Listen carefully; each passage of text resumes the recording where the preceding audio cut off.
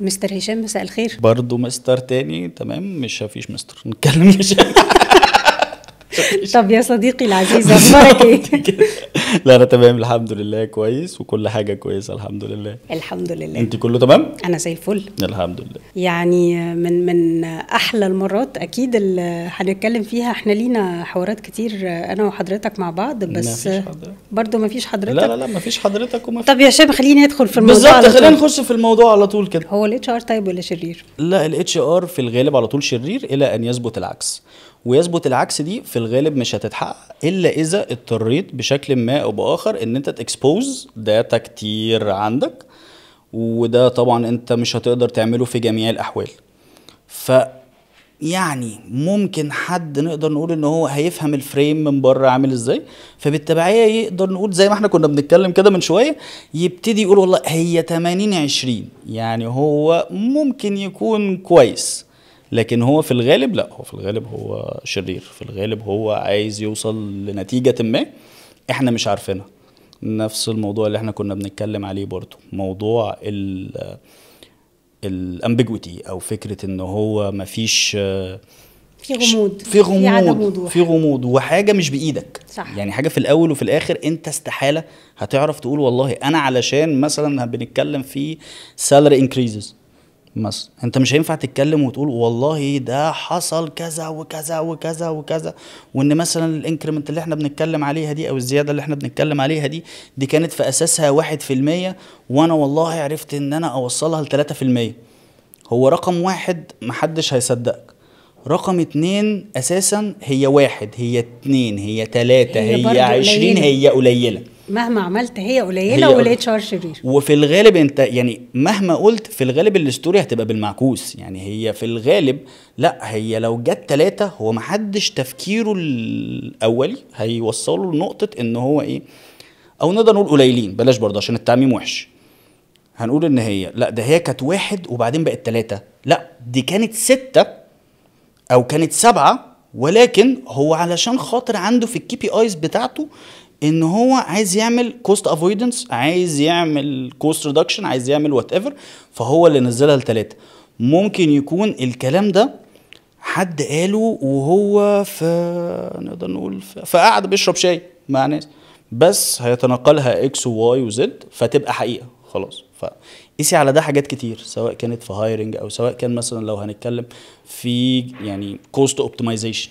البيزنس محدداته كتير، واحنا بس بنتكلم بيزد على معطيات ومحددات لازم نشتغل جواها. بالظبط، احنا كده ولا كده في معطيات لازم نشتغل جواها، بس الفكره او زي ما انت بتقولي كده التحدي الاساسي في القصه دي كلها هو ايه؟ هو ان انت تبقى فاهم فعلا هي ايه المحركات، ايه الكاتاليستس اللي احنا كده كده شغالين بيها اصلا، هو المشكله فين، او فكره ان الاكشن اللي احنا هناخده ده، الاكشن ده فعلا هيسمع فين. هل مثلا فكره الهايرنج او فكره ان احنا نهتم بالفير ريت، ان مثلا والله احنا عندنا في الديفيجن الفلاني ده الفير ريت فيه 50% 60% 70%، فهل انا شايف ان حاجه زي الفير ريت مثلا، ان زي ما احنا كنا بنقول كده في 70 60 50 وات ايفر البرسنتج هي ايه، او حتى لو 90%، هل انا فاهم مدلول الرقم ده ايه؟ ان مثلا يبقى فيه فانكشن عندي شغاله ب50% او ب60% من المان باور اللي المفروض يبقى موجود فيها، والامباكت بتاع ده على البرودكتيفيتي بالظبط كده. هي هتبقى سهله قوي، يعني برضو الموضوع تشالنجينج شويه، لان احنا لو بصينا على الكلام ده مثلا ونتكمز للبرودكشن هيبقى الموضوع سهل قياسه، بالنسبه مثلا للسيلز هيبقى سهل ان احنا نلنك برضو الايه المان باور بالبرودكتيفيتي، مش هتبقى يعني نقدر نقول صعبه زي مثلا هنقيس مان باور قليل زي الفاينانس مثلا. كده ولا كده في الغالب هتبص تلاقي الفاينانس دايما الناس اللي ولا كده في ولا الاتش ار كده، على ولا فكره في تقدر تقيسها، ولا في وظائف كتير، ولا في الاتش ار. انت في الاخر بتفوق حوالين ان في، او بتفوق مع ان في مشكله ما، بس انت مش فاهم المشكله فين. يعني لو احنا وغالبا في اللحظه دي بنتحول كلنا لفاير سكواد تيم. بالظبط، الشركه فيها مشكله بس مش عارفين بس مش عارفين المشكله فين. يعني مش عارفين ان في ناس مثلا المفروض ان هي تقدم ريبورتس بشكل معين، الريبورتس اللي بالشكل المعين دي بتأدي لان احنا ناخد دايركشن معين او ناخد قرار معين. لا الموضوع مش بيتقاس كده، الموضوع هيتقاس في الغالب ان في حاجه غلط زي ما انت كنت بتوضحي كده، احنا مش فاهمين هي المشكله فين. لا انا كنت متعود، او عارفه اللي هو فكره ايه، فكره الاستخفاف بالريبورتنج، او فكره ان احنا نقول والله الريبورت ده ايه لازمته، ده مش انا هيعمل رئيس حاجه، جمهوريه نفسي محدش يحاسبني. محدش يحاسبني، ده ايه ده يعني، هو ليه مطلوب مني اعمل الريبورت الفلاني والريبورت ده والريبورت ده والريبورت ده. في الاول وفي الاخر الريبورتس دي اكيد اكيد اكيد even if لو انت في مكانك شايف ايا كان مكانك فين، مكانك في الاتش ار، مكانك في الفاينانس، مكانك في السيلز، مكانك يطلع ايا كان مكانك هو فين، في الاول وفي الاخر اي ريبورت بيطلب هو ليه لازمه. هو ممكن يكون من وجهه نظرك هو ملوش لازمه خالص، ما هي باينه في الريبورت الفلاني، بس دايما في ريبورت او شكل او فريم معين احنا بنقدم بيه الريبورت، وفي فريم تاني متخذ القرار مش هيفهمه الا كده. هو خلاص، ما هو قال لي اعدل بس الكولومز مكان الروز والروز مكان الكولومز، هو في الاخر ما قاليش حاجه جديده يعني، ده خلاني اشتغل وخلاص. قال لي بس جمع السيلز دي جنب بعضها وخلاص. قال لي ان انا بدل ما احط الحاجه بالطول احطها بالعرض. هو مخه البرسبشن بتاعه بيشتغل في الحاجه والصفحه وهي بالعرض اكتر ما تبقى هي معموله بالطول. هو مبرمج كده، هو دايما بيحب يشوف التوتالز في اليمين، ما بيحبش يشوفها تحت. فايا كان نوعيه الريبورتس او ايا كان شكل الريبورتس اللي بتطلب، هي ليها لازمه، هي في الاول وفي الاخر هتساعد بشكل ما او باخر في اتخاذ قرار، في عدم اتخاذ قرار. ساعات بيبقى مش لازم ان هو بتأدي ان احنا ناخد قرار، ايفن حتى عدم اتخاذ القرارات في اوقات بيبقى قرار ان انا مش هعمل ده، لان انا لقيتها في الاخر والله ان طبقا للاناليسز اللي موجود او طبقا للريبورت الموجود اللي فضل يطلع من الهيراركي من اكس الواي لزد الام الان، مشي فلو طويله خالص. في الاول وفي الاخر الفلو دي كلها ادت لايه؟ ادت ان احنا شفنا فيجر معين، قلنا والله لا احنا مش هنعمل الانفستمنت ده ملوش مش هنعمل الاكسبانشن ده دلوقتي، مش هنضطر ان احنا زي مثلا فور انستنس، ودي حاجه اللي هي بمر بيها كتير، فكره ان احنا لو عايزين ننقل من المكان اللي احنا موجودين فيه ايا كان، احنا بنوبريت في مصنع، مكتب او واخدين بيلدينج كامل، قبل ما نفكر ان احنا نعمل حاجة زي دي ممكن هتبص تلاقي شوية داتا كده احنا كنا بنجمعهم بس عمرنا ما ركزنا احنا بنعمل كده ليه. فكرة ان انت تقدر تقول والله ان هشام ساكن في الحتة الفلانية، وان اكس ساكن في الحتة الفلانية، واي ساكن في الحتة الفلانية، ده اكسرسايز في الغالب على قلب اي حد ادمن او اتش ار، في الغالب هو اكسرسايز دمه تقيل جدا جدا جدا، ان انا عمال احط الداتا بتاعت انا مش شايف له بنفيت، هستفيد بيه ايه في الاخر؟ ولا اي حاجه. هو في الاول في الاخر احنا عمالين نرص في داتا نرص في داتا نرص في داتا، ما حدش بيبص عليها. بس يعني نقدر نقول surprisingly تمام، في الاخر انت الداتا دي لو مش موجوده وتحت ايدك، انت ممكن تطلع فجأة فكرة نقولك ان احنا هنروح بكرة العبور، وانت معظم الناس عندك ساكنة في اكتوبر، او العكس، او احنا لا احنا هنروح 6 اكتوبر وانت معظم الناس عندك شغالة في التجمع، فهتعمل disturbance. ليه؟ لان مفيش داتا، مفيش حد كده ولا كده فاهم قيمة اللي موجود معاه ده هو ايه، رقم 1 فاهم قيمته هو ايه، رقم 2 هيبريزنته ازاي، لان هو غير لما اخش اقول والله الناس كلها او والله غالبيه الناس، غير لما يبقى معايا صالة داتا انا بتكلم فيها. حقيقي لو انا عندي 80% من موظفيني في اماكن بعيده جدا عن المكان الجديد بالزبط. ده ممكن يسبب تيرن اوفر وتبقى مشكله كبيره بالزبط. لو انا عندي 80% واكتر حقيقي. من عدد الموظفين، وممكن يكون ناس يعني كي ديسيجن ميكرز، ممكن يكون هو شاغل الوظيفه اللي هو الكي ديسيجن ميكر ده، سواء كان يعني ولد او بنت او ايا كان، في الاول وفي الاخر هو ممكن يكون تريجرد باي مش الفلوس، هو تريجرد باي ان هو، او لو هنتكلم مثلا في الغالب التايم كونسيومينج في الطريق، في ناس كتير بتقف حوالين النقطه دي.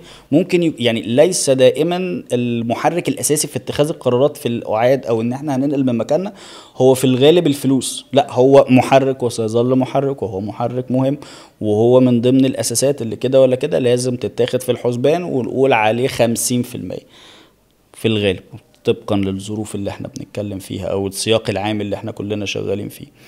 لكن في 20% حاجة تانية، في 10% ممكن تكون هي مجرد ان انا عايز احس ان انا يعني مقدر في المكان اللي انا فيه. انا مش حاسس ان انا مقدر. ال50% انت عملت لي فولفيلمنت فيها، بس انا حسيت ان انا المكان اللي انا هروحه ده ما فيهوش الحتة دي، ودي النيد بتاعتي، فمش هروح. ممكن يكون زي ما احنا لسه قايلين دلوقتي، فكرة المسافة ده انا هقعد ساعة ونص رايح وساعة ونص جاي، لا او على ايه الكلام ده كله. فيا اما هيمشي يا اما مش هيجي اصلا. فتفصيلة بسيطة زي دي ممكن قيسي عليها بقى حاجات نقدر نقول ان هي more complicated، وحاجات لا يعني نقدر نقول بيتم استعمالها بشكل دوري اكتر. قيسي على ده بقى كم القرارات اللي ممكن تبقى مست، وكم القرارات الغلط اللي ممكن تتاخد في حالة عدم توفر الداتا، او في حالة نقدر نقول ان الداتا لم يتم عرضها بشكل كويس، صح، او ان اللي بيعرض نفسه هو اللي فيه مشكلة. وعشان الاتش ار هي اداة المونيتورنج للمانجمنت، فدايما بتصنف انها الاداره الشريره. يعني الاداره الشريره، لان كل واحد هيبقى دايما نقدر نقول بلاش دايما وبلاش كل واحد، نقدر نقول في تندنسي كلنا، يعني انا كده غيري كده. في الغالب انت بتبص ده هيرفلكت عليا انا ايه، هو هيستقطع نفسه في الغالب، او في تندنسي عندنا كبشر، مش بوينتين فينجرز لحد، او بنقول ان البيهيفير ده بيهيفير نقدر نقول يعني منبوذ ومرفوض، والناس المفروض ما تفكرش كده، الناس المفروض تفكر دايما في الصالح العام والخير المطلق. انا ما فيش حد بيفكر كده. بس هي الفكرة كلها ان انت الى حد ما نقدر نقول تبقى عندك بالانس او توازن، تبقى على الاقل اوير بالكونتكست العام، وما تفصلش نفسك خالص. يعني مثلا ما تبقاش احنا بنتكلم في ديبارتمنت، الديبارتمنت ده مكون من 5، فال5 اللي شغالين معانا دول احنا بنقول ان في واحد منهم شايف ان هو احق بالترقية، وان هو المفروض ان هو يبقى كارير بروجريشن بتاعه يطير جدا، ويبقى هو ريبورتنج لي اكس، هو السوبر دوبر هيرو في الديبارتمنت، فلازم ياخد لازم ياخد وضع. بس في حاجات تانية ممكن تكون مؤثرة في اتخاذ القرار ان ده يحصل. ممكن يكون في مشاكل هيكلية. انت عندك حق، انت فعلا تستحق الافضل، وان انت كويس، بس ما عنديش بوكس، بس انا ما عنديش بوكس الكلام ده.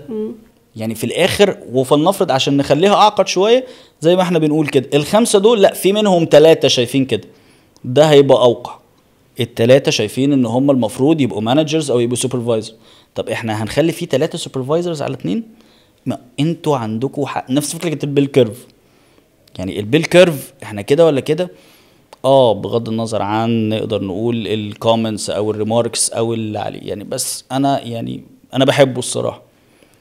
ففي البيل كيرف استحاله الناس كلها تاخد 5. كلنا حلوين، كلنا مشينا اكسترا مايلز رهيبه، كلنا عملنا وضغطنا وي وي وي وي وي وي. بس انا شايف نفسي في الاوتستاندينج، انا مش شايف نفسي في المجال. بالظبط. انا مش هشوف نفسي بالشويه 55% اللي في النص دول.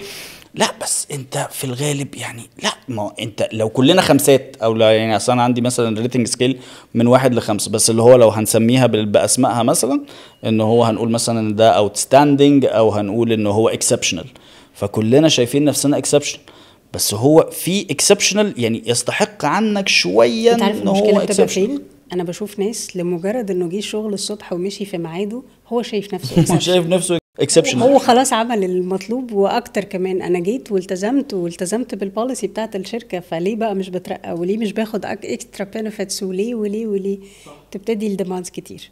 على ذكر البالانس اللي انت قلته، هو انا المفروض لما بتكلم مع الاتش ار اتكلم واعتبر ان كلامي ده هيتاخد عليا بشكل بيرسونال، ولا اتكلم اوفيشال؟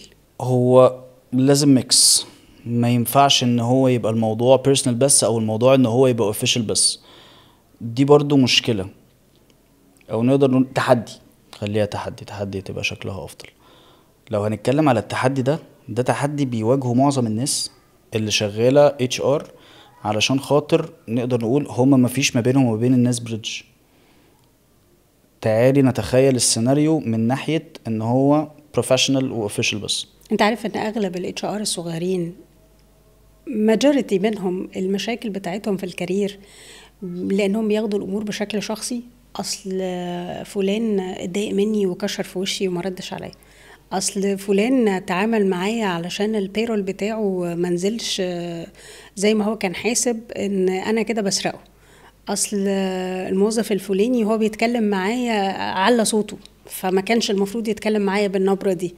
ده بارت من الشغلانه هيفضل موجود او موجود وسيظل موجود وهيفضل موجود لحد ما الشغلانه دي تختفي من الوجود.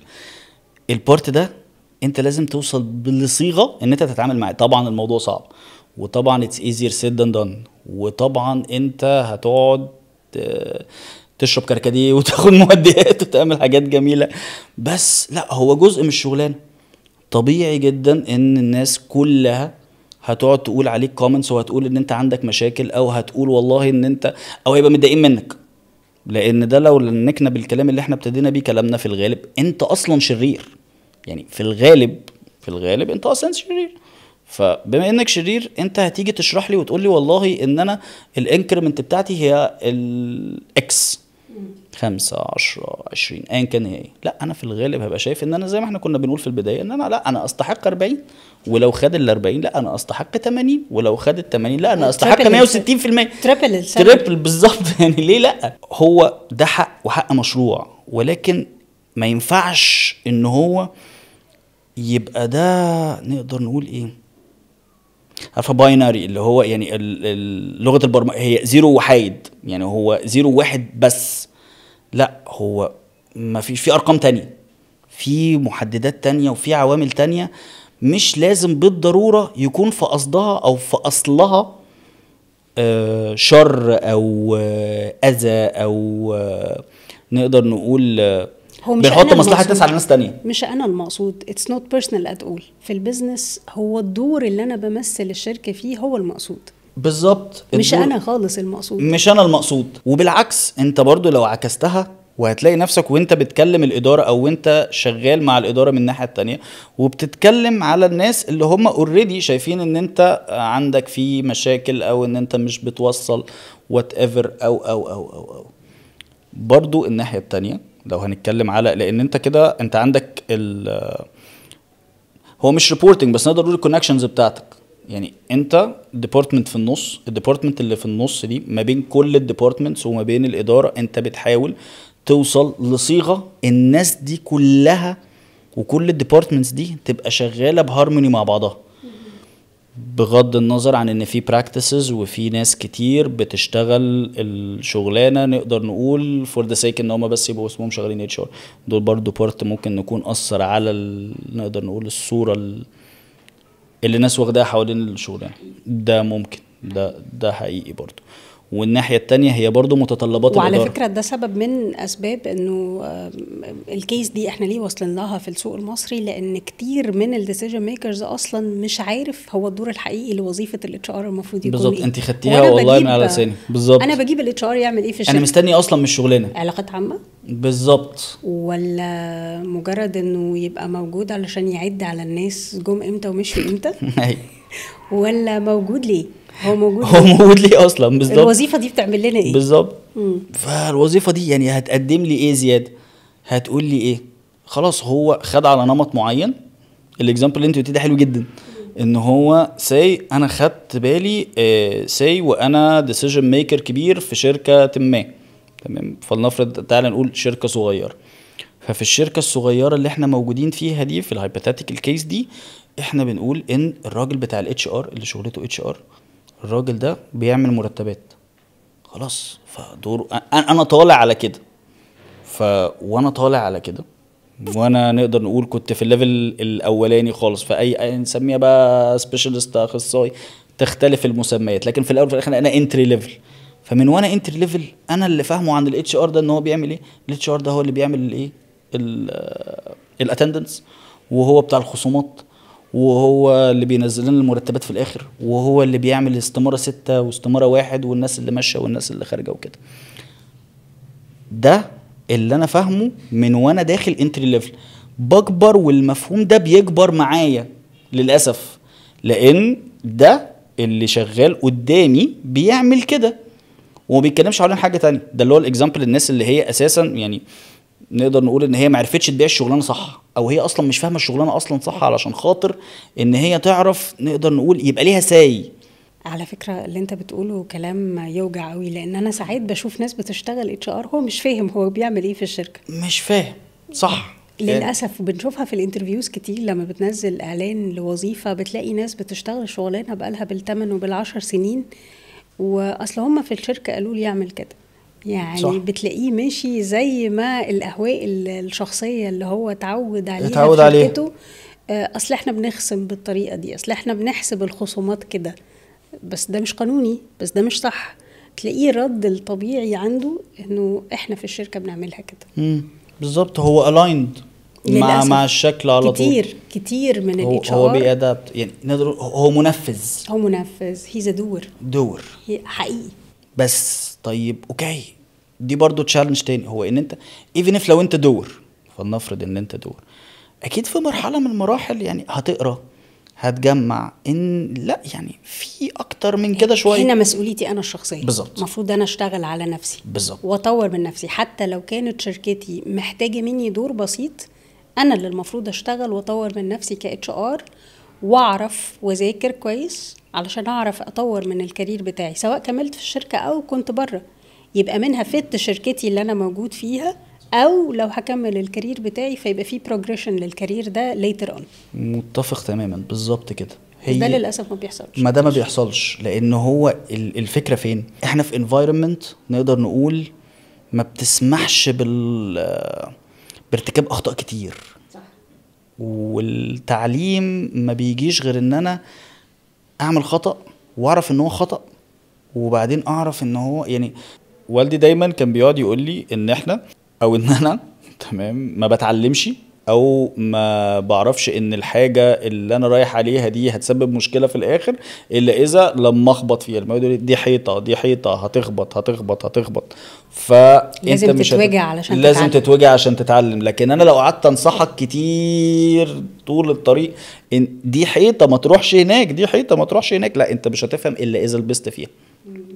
يعني ده ليه وشين. الوش الاولاني هو ان انا فعلا غلطان، ان انا في اوقات ممكن ان انا اكون سادد وداني تماما للنصيحه، وده طبعا بيسبب مشاكل، لان في حاجات ممكن يعني الموضوع مفيش حاجه سودة قوي ومفيش حاجه بيضة قوي، لا هو يعني دايما خير الامور الوسط. يعني ما اوكي انت كده ولا كده لازم ترتكب اخطاء عشان خاطر تتعلم، اوكي، بس ده ما يمنعش برضو ان انت ايه يعني تحاول بشكل ما او باخر تبتدي تقول طب والله ممكن يكون اللي بيكلمني ده ايا كان والدك والدتك صاحبك ما يمكن يكون يعني هو بيتكلم صح، فكر بس في الكلام شويه. غير ان انا زي مثلا في الاكزامبل اللي انا بقول عليه ده، هو اكزامبل سيء جدا، ما احبش حد ان هو يعمله، ان هو فكره فعلا ان ايه لا هو انت سادد ودانك، لا هو انا صح، انا همشي هنا للاخر وبعدين انا اتوجعت طلعت حيطه فعلا، بيبقى وجع صعب قوي، وبيبقى وجع صعب قوي قلت لك. بس فالمساحه اللي احنا بنتكلم عليها موضوع اللي هو فكره ان انت يبقى عندك سبيس ان انت ترتكب اخطاء، دي من اكتر الحاجات اللي بتعلم البني ادم. بس الفكره المفروض ان هي تبقى برضو يعني ليها كنترول شويه، ما ينفعش تبقى بفهمي لطبيعه الوظيفه. مش كل حاجه ينفع في الاتش ار اجرب فيها، وشركتي مش حقل تجارب بالظبط، فساعات بيبقى الخطا مش مسموح بيه. الفكره بقى ان ايه، ان تبقى الحنفيه مقفوله صح خالص، ان انت مش مسموح لك تجرب صح خالص. انت مش مشكله ان انت كده ولا كده يتقفل عليك مره، او مش مشكله ان انت زي ما احنا بنتكلم ان هو مش حق التقارب في الاخر، انت هتقعد بقى تجرب وطب تعالى نعمل يمين، تعالى نمشي كلنا يمين، لا ما اليمين ده مش نافع، طب تعالوا نمشي كلنا شمال، فلا الشمال مش نافع. فاصلا انت صورتك هتتهز طبعا بما ان انت بتعمل الحاجه وبعديها بعد مثلا 3-4 ايام بتقول الله لا الحاجه دي مش نافعه، تعالوا نمشي الناحيه الثانيه. فدي حاجه بتهز من صوره الديبارتمنت ومن صوره الاداره ومن صوره الاورجنايزيشن كلها، هو ان هي مش عارفه تاخد قرار اصلا ومتردده في قراراتها، وفي نفس الوقت هي بتتراجع عن قراراتها كتير، يبقى هي بتاخد قراراتها اصلا بناء على ايه؟ بس الفكره ان لازم يكون بس في السبيس اللي احنا بنتكلم عليها دي موضوع ان انت مسموح لك ان انت تغلط. بس في ناس بتبقى قافله ان هو بتتربك وبيبقى عندها مشاكل كبيره جدا هو من اللوم الزياده، ودي برضو حاجه يعني نقدر نقول يعني لو انت انا عارف ان انت مالكيش في الكوره، بس هو في اكزامبل يعني ممكن يكون الناس يعني هتلنك بيه اكتر. يعني بيتكلموا مثلا دايما على في حد معروف اسمه جوارديولا، تمام؟ فجوارديولا ده مدرب ممكن تكوني عارفاه وممكن لا، ما انا حسيت. فجوارديولا ده معروف جدا، وراجل مدرسة رهيبة، وغير شكل الكورة في الدنيا من ساعة ما طلع. لو هنتكلم مثلا ان هو ابتدى يبقى من اول 2008، فاحنا بنتكلم شوفي في كارير دلوقتي اراوند 17 سنة. الراجل ده اي فرقة بيمسكها، ممكن يكون الناس اللي بتحب الكرة والتحليلات ممكن تختلف معايا في نقط وتتفق معايا في نقط، بس يعني دي وجهة نظري. ودي برضو كان في ناس ده بيدرب هنا في مصر؟ لا لا لا لا، ده جوارديولا بيدرب دلوقتي مانشستر سيتي، وقبلها كان يعني الحقبة التاريخية بتاعته كانت في برشلونة في اسبانيا، دي كانت اكبر حاجة. بعديها راح بايرن ميونخ، بعد بايرن ميونخ. طب ده فريق محترفين، ده بيدرب فريق محترفين، ما بيدرب مش هواية يعني. بالظبط. ومع ذلك هو كان معاه ميسي، تمام؟ معروف راجل تمام جدا. تمام. انا بحاول ان انا ايه يعني ما بضخمش من الحدث، بس ميسي ده يعني اسطوري. معاه حد زي انيستا، معاه حد زي تشافي، معاه في بايرن ميونخ حد زي روبن، مع اسماء كلها تقيله. راح مانشستر سيتي، بادجت مفتوحه يجيب اللي هو عايز يجيبه. ولكن الحاجه الكومن اللي كانت موجوده عند جوارديولا ان هو جوارديولا بينزل بسيستم لعب واحد، ما كانش مسموح لحد ان هو يجرب. يعني للناس اللي بتحب الكوره كان في اسطوره كده اسمها تيري هنري. هنري ده راجل فرنساوي ايكونيك جميل جدا، ده كان بيلعب في نادي اسمه ارسنال في انجلترا. مش عارفه ليه حسيت وانت بتتكلم انت عايز تشبه السي اوز بتوع الشركات بالكوتشز. ما بالظبط، لان هي سواء كان سي او او سواء كان سي او او سواء كان نقدر نقول شغال في ديبارتمنت، انت المانجر انت سوبرفايزر، ايا كان، انت سينيور حتى لو عندك ميسي في التيم، وحتى لو التيم بتاعك كله بروفيشنال، التزامك بالنص ممكن يحمي التيم البروفيشنال ويخلي اداؤه احسن. دي نقطة. والنقطة التانية ان تو ماتش بروتكشن مش هيؤدي ان هم يوصلوا للفول بوتنشال بتاعهم، عشان مش هيبقى فيه انوفيشن. مفيش انوفيشن. يعني في مثلا تيري اونري ده اللي احنا بنتكلم عليه ده، في مرة دي حادثة معروفة يعني ان هو ده حد اسطورة، تمام؟ فبيتكلم ان هو المفروض تغيير المراكز، يعني مش يعني عشان ما دخلكيش في تفاصيل قوي. بليز. فاحنا بنتكلم في ان فكرة هو المفروض بيلعبوا في مراكز معينة، فهو ما التزمش بالتعليمات اللي قالها جوارديولا. على الرغم من انه ما التزمش، هو جاب جون. نخش بقى ما بين الشوطين، المفروض ان احنا نقول والله يعني برافو، شطور، يو ديد ان جود جوب يعني جود جوب يا هنري، كويس. لا، هو اتهزق. ايوه، لانه ما خدش المكان اللي المفروض يكون خرج بره النص، انت اتصرفت من دماغك. فجوارديولا على قد ما هو اسطوري، وعلى قد ما هو غير من شكل الكوره، وعلى قد ما هو نقدر نقول شوف يدرب الاسماء دي يعني اي كلاس في اوروبا، واي بلايرز على الرغم، انا بيتهيألي على مستوى العالم كله، مش بس في على مستوى العالم بالظبط. لا، كانت التيمز بتاعته مرعبه. بس انت هتبص على التيم بتاعه وهو موجود في مانشستر سيتي، زي بيلعبوا بنفس الشكل زي بايرن ميونخ، زي في برشلونه، هم بيلعبوا بنفس التكنيك تقريبا. بس علشان تحافظ على الشكل العام ده، لا، انت في ناس كتير ما وصلتش للفول بوتنشال بتاعها لان هي مش مسموح لها ان هي تجرب. يعني خلي الناس، مش نقول ان هي زي ما انت كنت بتقولي كده ان الموضوع مفتوح نجرب حقل تجارب، لا، بس سيب مساحة شوية للإبداع. والإبداع يعني مش يجي غير لما اغلط. 90% سيستم و10% متروكة للناس عشان يطلعوا البوتنشال بتاعهم. بالظبط، مش 100% دي ممكن تأدي في الآخر ان انت متماسك، وان انت بتحقق نتائج مرجوة، وان كل حاجة ماشية تمام نظريا. بس انت كانت في مكاسب كتير كانت ممكن تاخدها، وفي انوفيشنز. يعني زي دلوقتي ان هو بيركزوا كتير جدا على فكره الانوفيشن، وفكره ان انت تطلع بافكار بره الصندوق. لان يعني زي ما احنا كنا بنتكلم مع بعض كده كتير، ما هو بديهي بالنسبه لك مش لازم يبقى بديهي بالنسبه للناس التانية. انت شايف ان الفكره دي ما اكيد عدت عليهم، ما اكيد في حد اتكلم فيها، ما اكيد هم عارفين. او مثلا لو هنتكلم زي ما احنا بنقول على ليفل سي اوز او ليفل ايا كان المانجيري، بس خلينا نجيب من الاخر خالص. ما تيجي نسيبنا من الكلام على السي اوز والناس اللي فوق وننزل شويه تحت، ايه رايك؟ لا ننزل تحت شويه. ننزل تحت. no. الجنزي شباب العشرينات اللي موجودين معانا جوه الشركه، ومنهم كتير شايف ان كلمه اتش ار او وظيفه الاتش ار وظيفه اتراكتيف جدا، بس بيبقى شايفها شويه اشبه بالنادي، عايز يحول الشركه للغه النادي. المفروض يتكلموا كاجوال ولا يتكلموا فورمال؟ والانفايرمنت تبقى لارضاء جميع الفئات وجميع الاعمار اللي موجوده داخل الشركه. انا المفروض اتعامل كاجوال ولا اتعامل فورمال؟ لازم يبقى عندي القدره ان انا لو انا هحط نفسي مكانهم، لان احنا بنتعامل معاهم كتير، وفي نفس الوقت عندنا في تشالنجز فعلا لما هنيجي نتكلم حوالين توصيل الفكره او استقبال المعلومات منهم. هم كويسين جدا في حاجات، بس هو الريتم بتاعهم سريع شويه، لكن هي ناقصهم بس حته بسيطه. الحته البسيطه دي هو ان انا يعني ليس كل ما هو قديم او ليس كل ما هو وحش. احنا بنتعامل مع الحاجات دي حاجات عتيقه. بس يعني المدير ده قديم قوي. مش لازم صح؟ يعني الدنيا كلها مش لازم تبقى زي ما احنا بنقول عباره عن مهرجانات وسعاده والورك انفايرمنت كله يعني وبين باجز او بين باجز. اهم حاجه في الشركه بين باجز. بين باجز. احنا جبنا بين باجز بس برضه يعني بس برضه مش نافعه. فزي ما انت بتقولي بالظبط كده، هي مش كده بس، والكارير مش كده بس.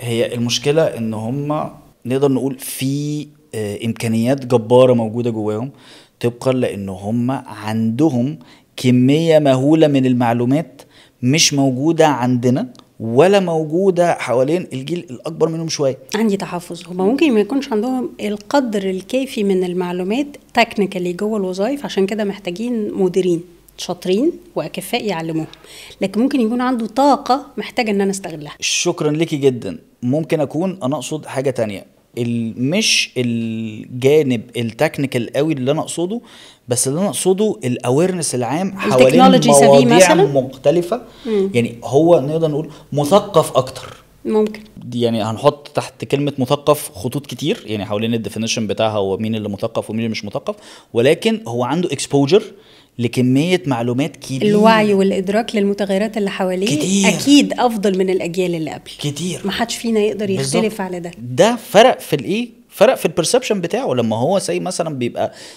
واحنا بنشتغل، احنا ما كناش عارفين مثلا ابل بتوبريت ازاي، ولا احنا كنا بنعرف ان شركة زي شركة تسلا بتوبريت ازاي. بس انت بيبقى المشكلة دايما ان التركيز بيبقى حوالين نص القصة مش القصة كاملة. يعني مثلا لما هنقول لا ده إيلون ماسك عبقري جدا واكيد الناس اللي فيه كلهم بيبدعوا كلهم بيشتغلوا ايوه، بس هو انت ما تعرفش مثلا ان هو مشى 3000 بني ادم يعني بجرة قلم عادي جدا، بس انت ما بتعرفش ده. هي الفكرة كلها حوالين التركيز برضو. السوشيال ميديا وطريقة تنقل الاخبار بتبقى ناقصة حتة. فالجيل ده اهم حاجه لما مشى 3000 ما حدش منهم طلع اشتكى في صفحه دونت ورك دي وقال لك الشركه وحشه مثلا. الشركه وحشه وتسلا ما طلعش عليها سمعه ان هي شركه وحشه. ما تروحوش تسلا لو زمان ما تروحش تسلا بعد كده هتزعل جدا والله.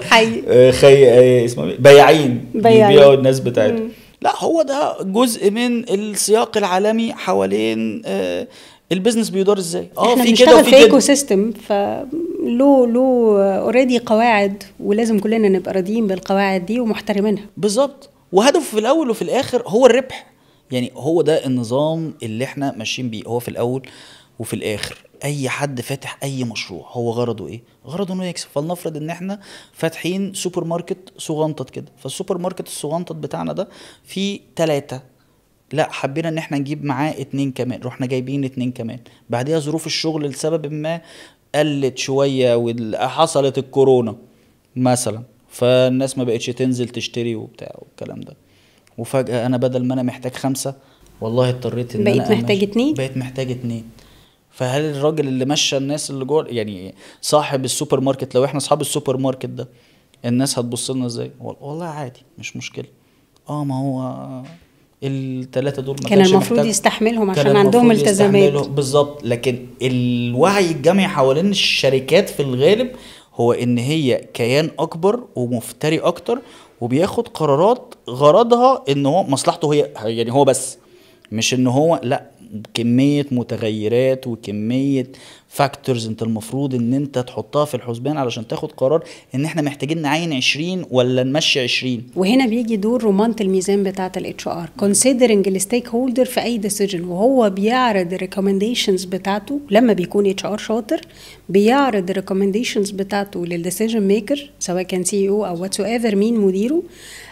بيكون القرار ما فيهوش اوريدي المشاكل او البيت فولز اللي حضرتك قلت عليها دلوقتي، بيتم اتخاذها لتحقيق اكبر قدر ممكن من مصالح الستيك هولدرز اللي احنا بنتعامل معاهم، او اللي القرار ده هيتاثر او هياثر عليهم. الجميع زي ما انت بتقول، كل الستيك هولدرز دي ممكن تكون موظف تاني هيبقى موجود في مكان ما هيستفيد من مشيان ناس تانيين. يعني ليس بالضرورة ان في، يعني ان الاكشن ده يكون في اصله شر او صح. في اصله لا، هو ممكن يكون الشركة مش هتوبريت الا اذا حصل الكوست ريدكشن ده، مش علشان خاطر ان الشركة وحشة ولا الشركة شريرة ولا الشركة بتقطع ارزاق، لا، هو نرجع في مفهوم كده اللي هو الترولي بارادوكس، اللي هو احنا سايقين قطر تمام، فلو خدنا اكشن ان احنا نحول القطر نخليه يمشي في سكة معينة فهنموت بني ادم، ولو سبناه زي ما هو هيموت 5.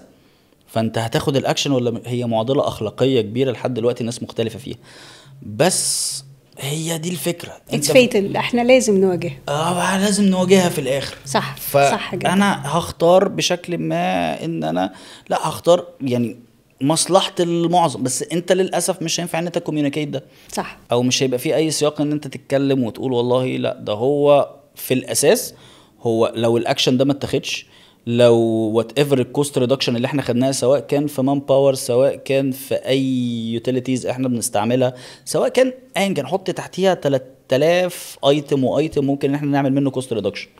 احنا لو ما عملناش ده هو اصلا مش هيبقى فيه اورجانيزيشن اصلا نقبض منها او ان هي تبقى اصلا شغاله حقيقي، وفي تهديد لاستمراريه الكيان. بالظبط. ودي حاجه معظم الناس مش بتفكر فيها، ان هو في الغالب هو لا، هو اكيد كل الشركات بتكسب، اكيد كل ومش بتكسب بس، لا، اكيد كل الشركات بتكسب كتير، وفي الغالب هم يعني بيعطونا الفتات، يعني هو مفهوم جمعي كده بس. لكن لا، ده مش ليس بالضرورة ان هو يكون حاصل. صح. مش عارف ليه تخيلت في بداية الموضوع بتاعنا النهاردة ان الحلقة دي هتبقى كلها هزار وضحك، ودخلنا جد جدا واتكلمنا وطلعنا الاتش ار شريرين قوي. مش عارف الموضوع يعني سخن وانا انفعلت، مش عارف، انا حسيت ان انا انفعلت ليه. يمكن عشان اتش ار، يمكن عشان اتش ار، فحسيت بالحمية شوية لما نيجي نتكلم حوالين الشغلانة بتاعتنا. بس الشغلانة بتاعتنا هي مليانة حاجات كتير جدا، مليانه نقدر نقول تشالنجز كتير للاتش ار اللي بيذاكر وبيتعلم. بالظبط. فلازم تذاكر، مش لكل الاتش ار. لا مش لكل الاتش ار، لان النقطه اللي انت قلتيها دي كانت نقطه مهمه جدا.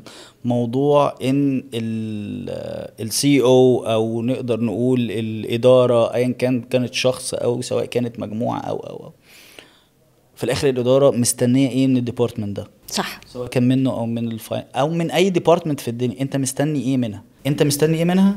ده لاج. واللاج التانية اللي مش هتعرف تمشي من غيرها هي فكرة انت هتعمل ايه علشان خاطر تبقى persistent ومش تاخد نقدر نقول اي سيت باك او مثلا رفض ريجكشن. انت هتعرف تتعامل ازاي؟ عارفه اللي هو زي ما احنا بنتكلم في الفيلد بتاعنا هاندلنج اوبجكشن. انت رايح تبيع فكره، في بياع رايح يبيع، فلازم يبقى عنده فكره هاندلنج اوبجكشن دي، لازم يعرف ازاي ان الاوبجكشن عادي، ان انا جاي ابيع لك دي، فلو لا والله دي وحشه جدا، دي بدل ما هي ثمنها 20 لا دي المفروض انا اشتريها ب5. استنى بقى نقف لحد هنا عشان انت كده دخلتنا في موضوع جديد. واكيد كتير من الاتش ار ممكن يكون ما بيعرفش يرفض حد في الانترفيو، او ما بيعرفش يرفض تاسك او دور مش دور. اوعدنا بقى ان احنا نعمل حلقة تانية عن الموضوع ده. لا والله لو يعني كده ولا كده انت حبيتي ان انت تستضيفيني تاني فانا اكيد هكون مبسوط جدا ان انا اجاوب معاك. انا كنت مبسوط جدا بجد بالفترة اللي احنا قعدنا نتكلم فيها، بجد يعني حاجة جديدة، واتمنى ان شاء الله كده ولا كده خلاص لينا مرات تانية مع بعض. لا لينا مرات كتير ان شاء الله مع بعض. انا بشكرك جدا على وقتك النهارده. لا والله وانا كل الشكر ليكي، ربنا يخليكي. ميرسي.